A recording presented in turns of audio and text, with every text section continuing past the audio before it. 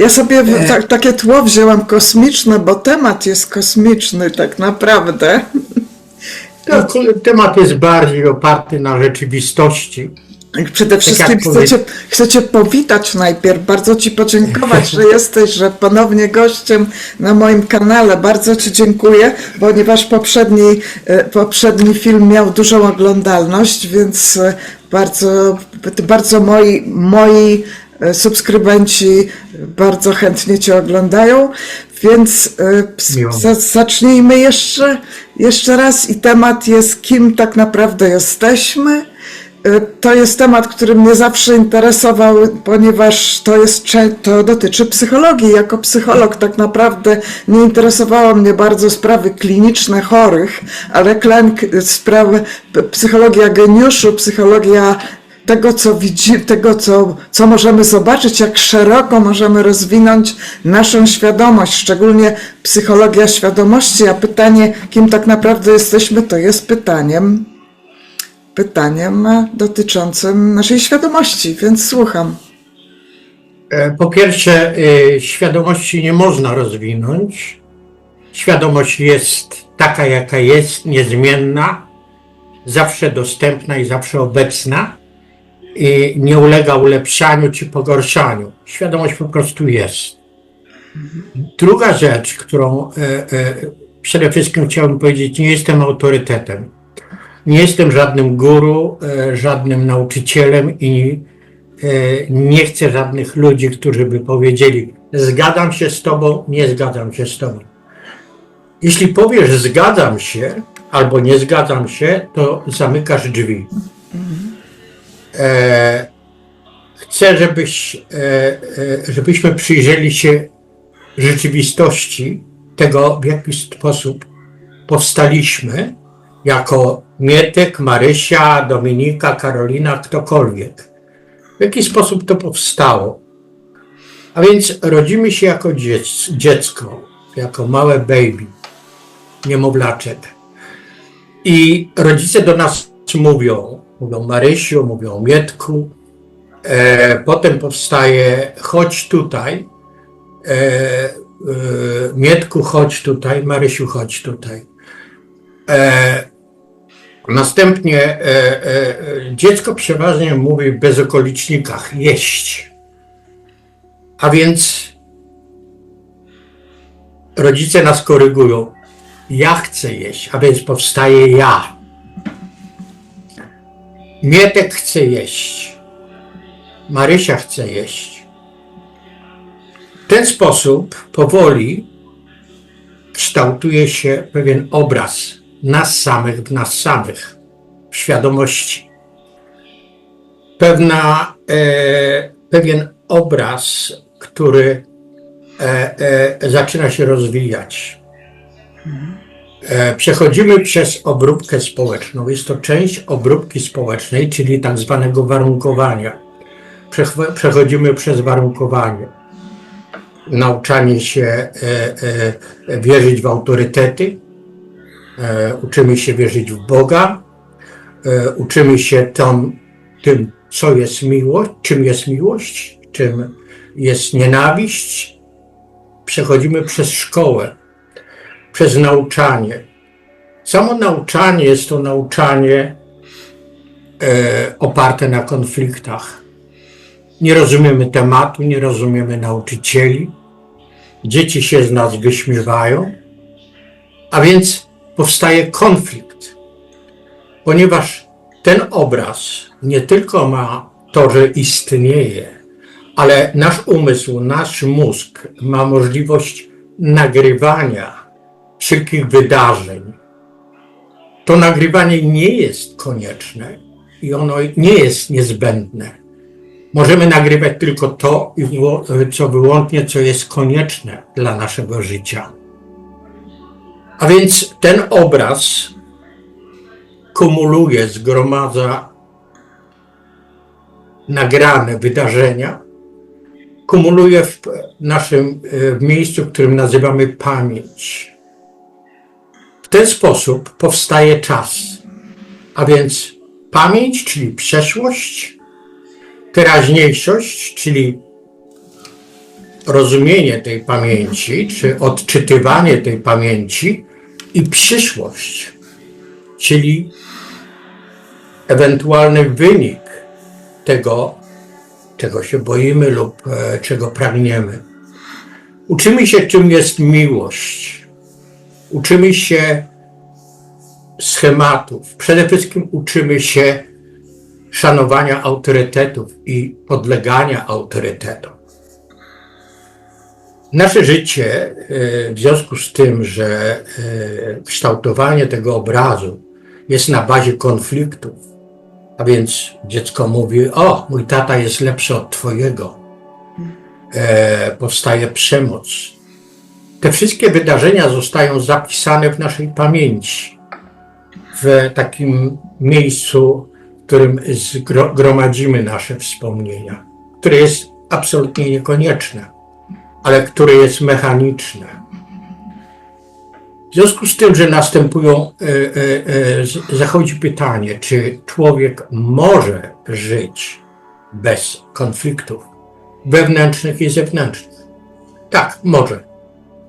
Czy możemy nie nagrywać psychologicznie, bo oczywiście z punktu widzenia, żeby nauczyć się być psychologiem, czy mechanikiem, czy kimkolwiek, musimy gromadzić wiedzę, która jest niezbędna, żeby wykonywać ten zawód, a więc żeby działać w społeczeństwie.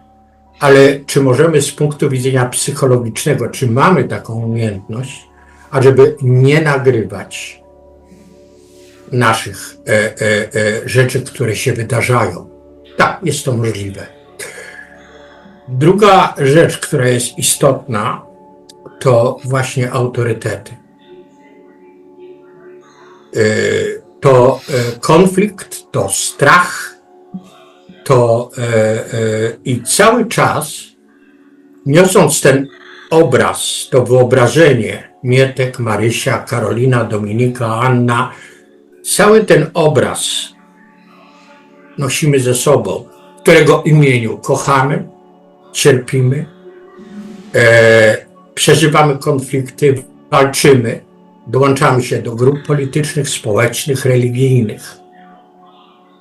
Jeśli w jakikolwiek sposób chcemy być wolni, to przede wszystkim musimy być wolni od autorytetu. Każdego. Mnie, ciebie, profesorów, polityków i tak dalej. Jeżeli chcemy być wolni, nie możemy przyłączać się do grup, to znaczy nie możemy. Nie przyłączamy się w sposób naturalny do grup politycznych, społecznych, ruchów. Działamy jako całość. Druga rzecz to zdanie sobie sprawy z tego, że świadomość, którą mam, świadomość, samoświadomość siebie, ten umysł, ten mózg, to wszystko, czym jesteśmy, nie jest naszą prywatną własnością, co jest bardzo istotne i które pociąga ogromną odpowiedzialność za całą ludzkość. A więc w momencie, kiedy zdajemy sobie sprawę z tego, że świadomość, którą jesteśmy, nie jest naszą świadomością, pociąga za sobą odpowiedzialność za całą ludzkość. Jesteśmy przedstawicielami całej ludzkości na całej Ziemi. W związku z tym zaczynamy rozumieć pewne schematy, pewne układy, które są związane z tym obrazem. Jest obraz Marysi, jest obraz Mietka, nosimy go w sobie, przeżywamy konflikty, działamy, mamy opinie zapisane. I co najważniejsze, to działamy w imieniu, kochamy się, nienawidzimy, toczymy wojny, mamy opinię w imieniu tego wyobrażenia Mietek, Marysia, któremu nadaliśmy imię albo to imię zostało nadane. A co najważniejsze, ten obraz, to wyobrażenia Marysia, Mietek jest po prostu złudzeniem. Ono tak naprawdę nie istnieje. Nie ma czegoś takiego. W związku z tym, wraz ze śmiercią biologiczną tego ciała, ten obraz, to wyobrażenie zanika. Kompletnie. Ale w związku z tym, że ten obraz chce mieć kontynuację, a jest fikcją, ten obraz chce kontynuować się, a więc tworzy wyobrażenie Boga. W związku z tym, że ten obraz nie chce ponosić odpowiedzialności, w związku z tym tworzy imidż, wyobrażenie Boga, który w związku z tym, że my sami siebie nie rozumiemy, tworzymy wyobrażenie Boga, który nas rozumie, który wie wszystko i który zwalnia to wyobrażenie, ten obrazek, Mietek, Marysia, Karolina, Anna i tak dalej, zwalnia nas od rozumienia samych siebie, bo jest autorytet, jest Bóg, jest ksiądz, jest guru. A więc, żeby zrozumieć siebie, musimy całkowicie zniszczyć wszelkiego rodzaju autorytety. Musimy przejąć odpowiedzialność za całą ludzkość.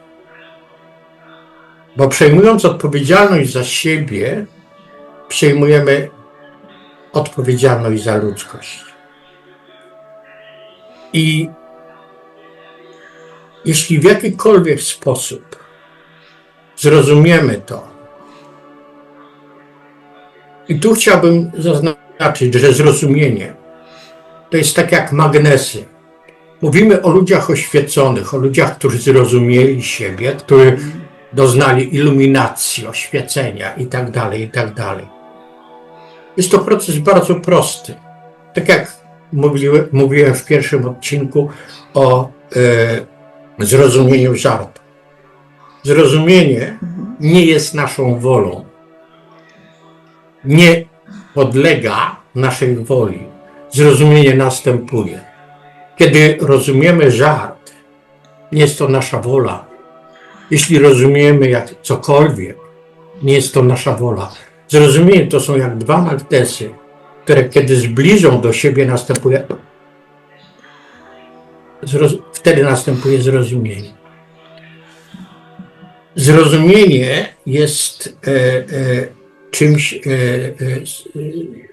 dającym nam niezwykłą energię i siłę. Czyli zrozumienie samego siebie, rozumiemy do tej pory, rozumiemy siebie przez pryzmat czy filtr autorytetów, profesorów, przywódców duchowych. Żeby to zrozumieć, żeby zrozumieć samego siebie, trzeba to odrzucić.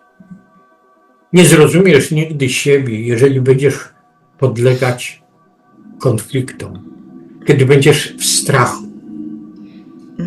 Ten obraz, który jest fikcją, trzyma cię w ryzach.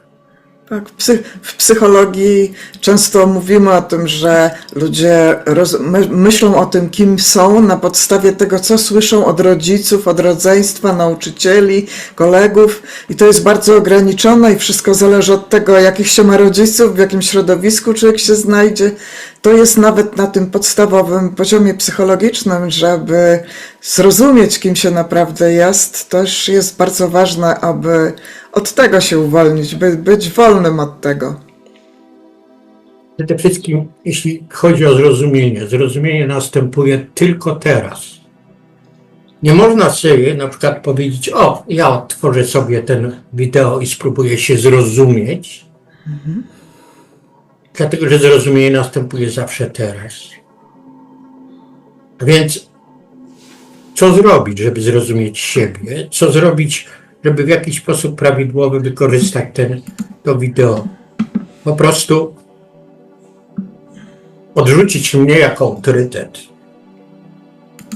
Odrzucić wszelkie autorytety i wspólnie przyjrzeć się temu, o czym mówię.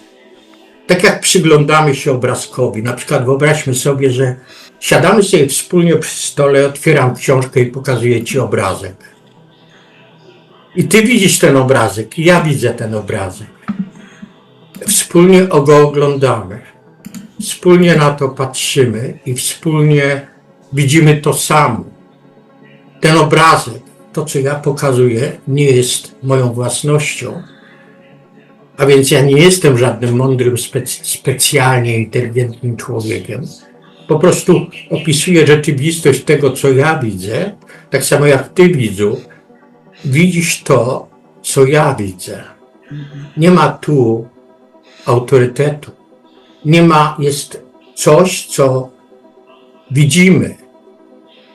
Nie zrozumieć tylko intelektualnie, prawda? Zrozumienie następuje całkowicie w świadomości, poza obrazem. Czy można w jakiś sposób pomóc innym, żeby mogli lepiej zobaczyć na takim głębszym duchowym poziomie, kim są?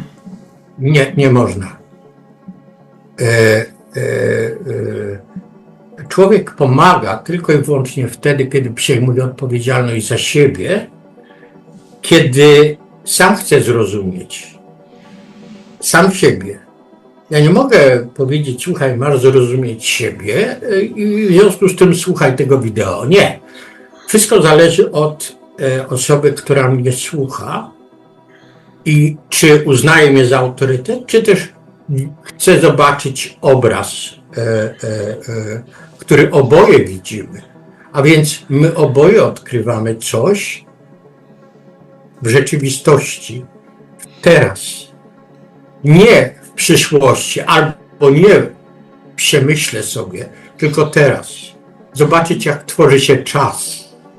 Że ten obraz tworzy czas, który też nie istnieje. Czas jest myślą, jest ruchem, a więc jest przeszłość, ruch do teraźniejszości, gdzie ta przeszłość jest konsumowana i ewentualnie przyszłość, jak ona będzie wyglądała. Tam, gdzie jest ruch, czas, gdzie jest przeszłość, teraźniejszość, przyszłość, jest konflikt. Tak, ale ludzie często nie są w stanie skupić się na teraźniejszości, albo mają w głowie myśli to, co się przed chwilą wydarzyło, że w pracy tam na przykład mieli jakiś problem z szefem w pracy, albo o tym, co będzie w przyszłości, że coś tam mają do zrobienia, albo co by tu przyjemnego zrobić za chwilę, jak się dojedzie do domu na przykład. Czy można jakoś dać jakieś sugestie ludziom, żeby potrafili właśnie skupić się, rzeczywiście zobaczyć to, co jest teraz? Przede wszystkim najważniejsza jest rzecz, żeby zobaczyć iluzję tego obrazka w postaci Marysia Mietek, Karolina Anna. Że on tak naprawdę nie istnieje.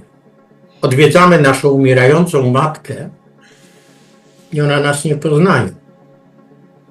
Śmierć jest w pewnym sensie bardzo żywotnym doświadczeniem, w którym następuje odłączanie się od przywiązań, które nas wiążą z tym obrazem, są częścią tego obrazu, prawda?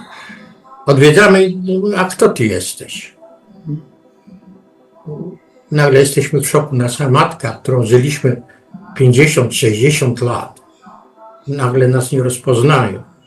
A więc ten żywotny proces umierania jest tak naprawdę biologicznego umierania tego ciała, bo ten obraz Marysia, Karolina Anna, Dominika, ten obraz znika wraz z tym ciałem. Jest zapisany w naszym mózgu, wraz ze śmiercią naszego mózgu on znika. Oczywiście mamy idee pocieszające w postaci reinkarnacja, dusza, że ten obraz, który został stworzony, którego mechanizm pokazałem, jaki zostaje stworzony, że jest on na bazie konfliktu, które przeżywamy w szkole, jest zapisywany w naszej pamięci, że to rodzice tworzą nam ten obraz, nadając mu imię. Od ludzi dowiadujemy się, od dzieci wokół dowiadujemy się, kim jesteśmy. Mamy opinię o innych dzieciach. Co wszystko jest związane, jest na bazie konfliktu. Mój ojciec jest lepszy, silniejszy, pobije twojego ojca. Przez te porównania, które są zapisane w naszej pamięci, które są tam przechowywane, my sami popadamy w pewien sposób, ten konflikt jest na zewnątrz i wewnątrz nas, a więc żyjemy w stanie totalnego konfliktu. Jak chcemy rozwiązać ten konflikt? Przede wszystkim zobaczyć realność tego wyobrażenia, w którym jesteśmy, w którego imieniu działamy, kochamy się, zawieramy związki, nienawidzimy, tworzymy ideologię, opinie. I jeśli zakwestionujemy sami dla siebie, na bazie tego, co widzimy, na bazie rzeczywistości, że ten obraz tak naprawdę jest absolutną fikcją, wtedy zaczyna się nie tylko intelektualnie. Jeśli zobaczymy to całym sobą, bo zrozumienie następuje całym sobą. Tak jak powiedziałem w pierwszym odcinku, musimy potraktować się całościowo, holistycznie, nie fragmentarycznie, świadomość, podświadomość, ciało, dusza i tak dalej. Nie według ideologii i pamięci, którą mamy, przechowywaną i z którą się mocno identyfikujemy, której jest strach, obawy, agresja, nienawiść, lęki i tak dalej. Zapisane to wszystko w tym pokoiku, do którego od czasu do czasu, albo prawie cały czas odwiedzamy ten pokoik i wyciągamy stamtąd różne rzeczy. Dlatego sprawdzenie realności, ja nie mówię, ja powiedziałem, że on nie istnieje, że on jest fikcją, ale to od ciebie zależy, czy uznać, że jest on fikcją, czy jest on rzeczywisty. Pytamy się, czy Bóg istnieje. W samym pytaniu, jeśli przestaniesz szukać odpowiedzi na zewnątrz, a skupisz się na pytaniu, czy Bóg istnieje, w samym pytaniu jest zawarta odpowiedź. Jeśli skupimy się i zobaczymy to pytanie z otwartym umysłem całkowicie, zrozumiemy to pytanie, nie szukając odpowiedzi na zewnątrz. Tak samo mamy wyobrażenie miłości, a więc tworzymy miłość, związki z innymi ludźmi, przyjaźnie na bazie struktur, które społeczeństwo nam zaoferowało. A więc poprzez przeczytane książki, obejrzane filmy wytwarza się obraz romantycznej miłości, która tak naprawdę jest bzdurą. Nie ma nic wspólnego z miłością. Kiedy kochamy prawdziwie, zwróćmy uwagę na to, że w trakcie miłości, kiedy kochamy, czas przestaje istnieć. Kiedy spędzamy czas z prawdziwie ukochaną osobą, czas nie istnieje. Dlatego, że miłość nie należy do tego obrazka, do tego tła, do tego centrum. Miłość jest jak perfuma, którą odczuwamy, która nie ma źródła. Ta miłość to nie jest ta druga osoba i od niej czerpiemy miłość. Od niej możemy czerpać przyjemność, poczucie bezpieczeństwa, zaspokajać swoje potrzeby i tak dalej, i tak dalej. Tworzyć romantyczną teorię. Miłość jest poza tym, nie dotyczy. Czyli w pewnym sensie, jeżeli ten image, to wyobrażenie, to centrum zanika i patrzymy na świat bez tego centrum, zaczynamy widzieć prawdę, że czas nie istnieje, że jest tylko tu i teraz. Z punktu widzenia psychologicznego, bo istnieje czas chronologiczny, czas biologiczny, nasze ciała ulegają zniszczeniu, to widzimy. Ale z punktu widzenia psychologicznego nie ma czasu. Jeżeli jesteśmy niezwykle szczęśliwi, to również czas nie istnieje. Jako dzieci bawiliśmy się w grupie z taką pełną ekstazą. Słowo sama ekstaza,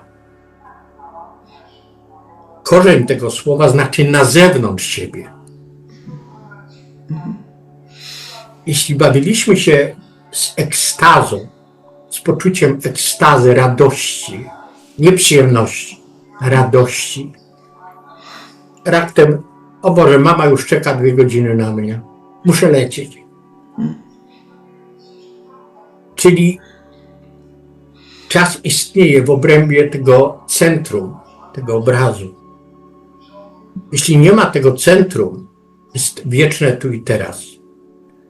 Oczywiście ten obraz, czyli ja, Mietek, Marysia, chcemy się dowiedzieć naprawdę,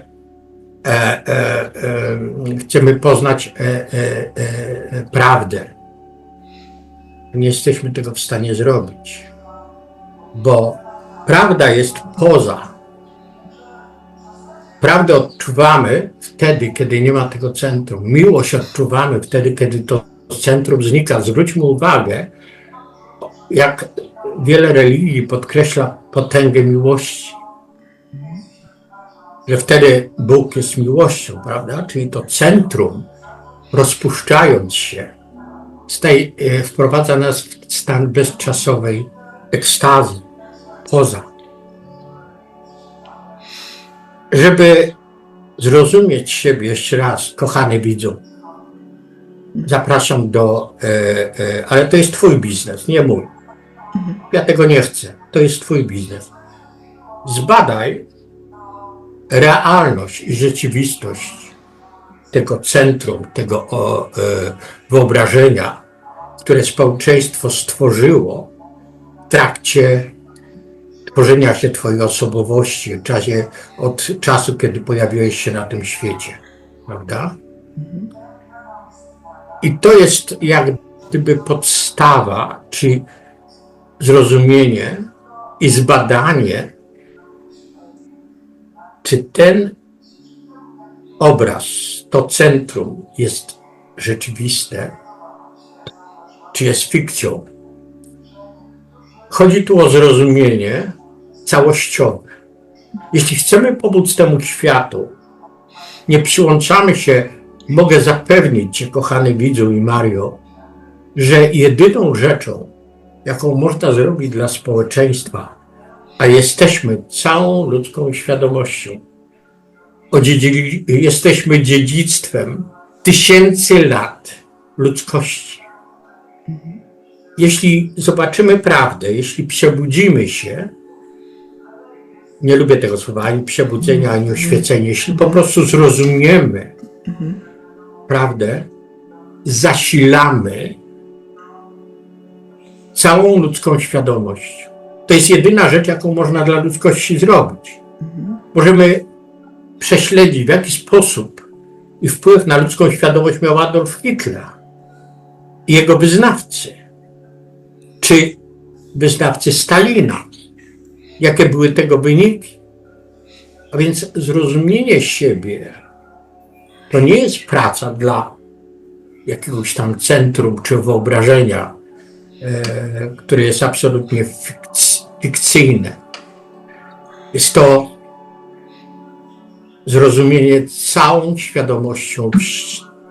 świadomością, nie mówię moją świadomością. Świadomość nie ma właściciela. Nie jesteśmy świadomością całej ludzkości. To jest rzeczywistość, to nie ulega żadnej argumentacji, nie ulega, po prostu warto to zobaczyć, prawda? Oczywiście naukowcy powiedzieli, że jest jakieś tam miejsce w mózgu, którego nikt nigdy nie znalazł i nigdy nie znajdzie, które wytwarza świadomość. Jeśli ty byś miała osobistą świadomość, swoją prywatną świadomość, a ja miałbym swoją prywatną świadomość, to ta rozmowa nie miałaby sensu i w ogóle nie mogłaby się odbyć. Tak naprawdę w psychologii to ciągle jest problem nawet ze zdefiniowaniem świadomości. Nie można zdefiniować wyobrażenie, którym się identyfikujemy, które jest fikcją, nie może zrozumieć tego, co jest na zewnątrz. Ono rozumie tylko to, co jest wewnątrz. pełne konfliktów, sprzeczności, bólu, strachu, lęku, agresji, nienawiści, opinii. I jesteśmy zamknięci w takiej bańce, w której się to wszystko kotłuje i którą uważamy za rzeczywistość. A więc wyjście z tej bańki to jest tak naprawdę nie wyjście, tylko zobaczenie, sprawdzenie realności, rzeczywistości jej istnienia. Czy to, co od urodzenia nazywam się Mietkiem, Marysią, Karoliną, Dominiką, Wackiem, czy ono naprawdę jest prawdziwe? I nie możemy zrozumieć siebie dopóty, kiedy jesteśmy w kleszczach lęków, strach, obaw i konfliktów. Czy można żyć bez konfliktów wewnętrznych i zewnętrznych? Tak można. Ale tylko poprzez zrozumienie, tylko poprzez zobaczenie tego, co jest tu. Ja nie muszę ci mówić, jak wyglądają twoje okulary, bo ty wiesz. Prawda? Czyli jeśli mamy te wyobrażenia, to centrum, to możemy powiedzieć tak, że zbadanie rzeczywistości tego centrum jest podstawową i tak naprawdę i zobaczenie, jak konflikty są związane z tym centrum, a więc z tą separacją. To centrum powoduje, tak naprawdę, jeżeli zobaczysz, Marysiu,